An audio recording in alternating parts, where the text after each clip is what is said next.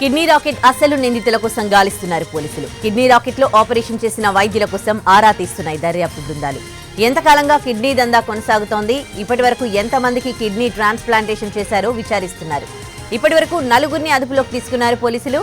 Hospital నిర్వాహకుడు సంపత్తో పాటు మరో 3 సిబ్బందిని ప్రశ్నిస్తూ ఉన్నారు. మధ్యవర్తితో పాటు హాస్పిటల్ మేనేజ్మెంట్ పరారీలో ఉంది. కిడ్నీ దాతలు గ్రహీతలు గాంధీలో చికిత్స పొందుతున్నారు. హాస్పిటల్ ని సీజ్ చేసింది వైద్య శాఖ.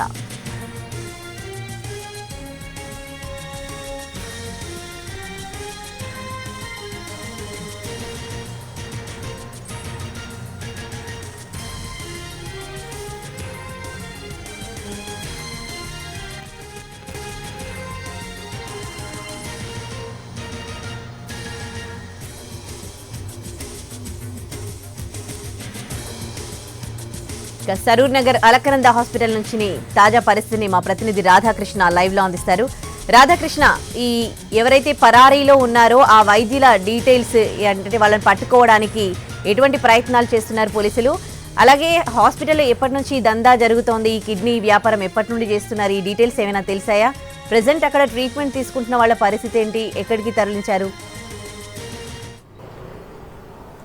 ఉదయశ్రీ, ప్రస్తుతం హాస్పిటల్లో అయితే వైద్య ఆరోగ్య శాఖ అధికారులు సీజ్ చేశారు. మనం చూడొచ్చు, ఆ సీజ్ చేసిన ఎదురుగా కనబడుతుంది మనకి. మరొక వైపు ఈ అలకనంద హాస్పిటల్ 6 నెలల క్రితమే దీన్ని ప్రారంభించారు. అది కూడా జనరల్ సర్జరీ చేయడం కోసం అనుమతి తీసుకున్నారు వీళ్ళు వైద్య ఆరోగ్య శాఖ నుండి.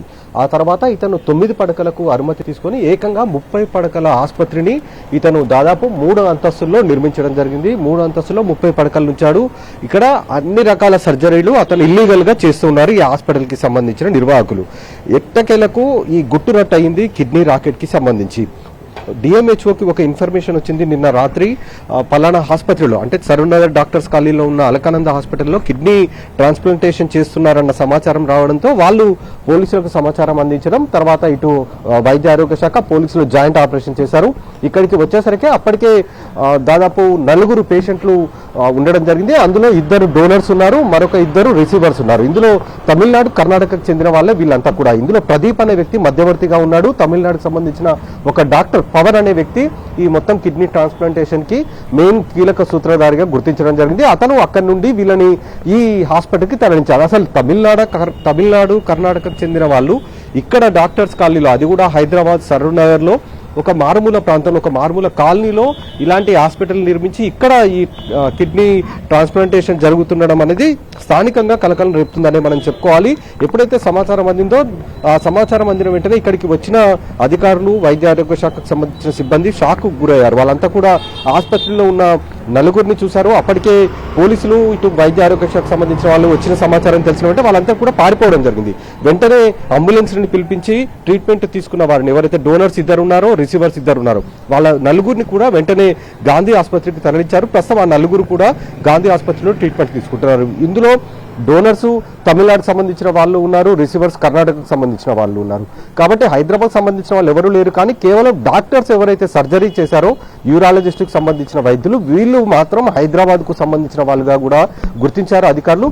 ప్రస్తుతం వాళ్ళు ఎవరన్న దానికి సంబంధించి ఆరా తీస్తున్నారు. ఎవరైతే ఈ ఆసుపత్రికి సంబంధించిన ప్రధాన నిర్వాహకుడు ఉన్నాడో సుమంత్, అతన్ని అదుపులోకి తీసుకొని విచారిస్తున్నారు. అతనితో పాటు మరొక 3 సిబ్బంది స్టాఫ్ ని కూడా. JM group properties and villas 10 సంవత్సరాల ప్రస్థానం, 2000 మంది కస్టమర్ల మనసులో సుస్థిర స్థానం. అదుపులోకి తీసుకున్నారు. ఈ 4గురిని ప్రస్తుతం అయితే విచారిస్తున్నారు.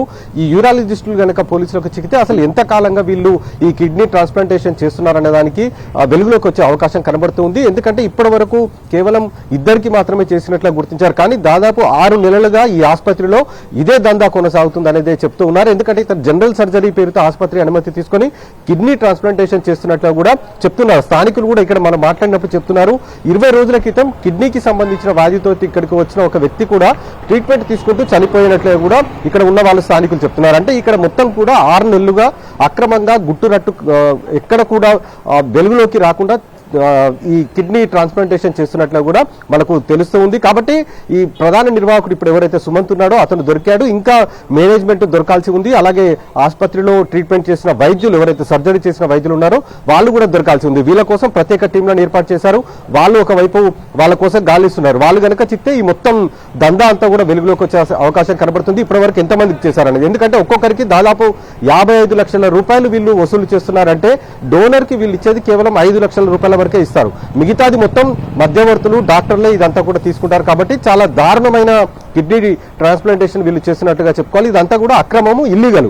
ఇప్పటికే ప్రత్యేక టాస్క్ ఫోర్స్ కూడా వైద్య ఆరోగ్య శాఖ ఏర్పాటు చేసింది. ఆ టాస్క్ ఫోర్స్ టీం మొత్తం కూడా తెలంగాణ వైద్య ఆరోగ్య శాఖకు సంబంధించిన అధికారులు ఇప్పటికే చాలా వరకు ప్రైవేట్ హాస్పిటల్స్ పైన రైడ్స్ చేశారు.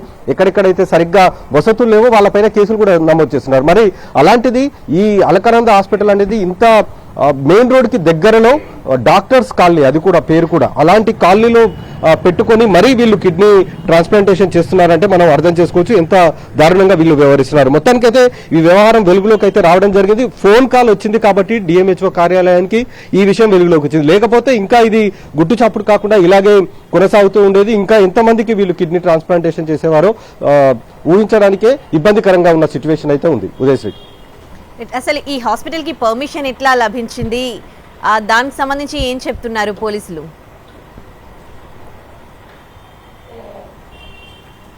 ఉదయశ్రీ, ఈ ఆసుపత్రికి 6 నెలల క్రితమే అనుమతి తీసుకున్నారు. అది కూడా జనరల్ సర్జరీ పేరిట.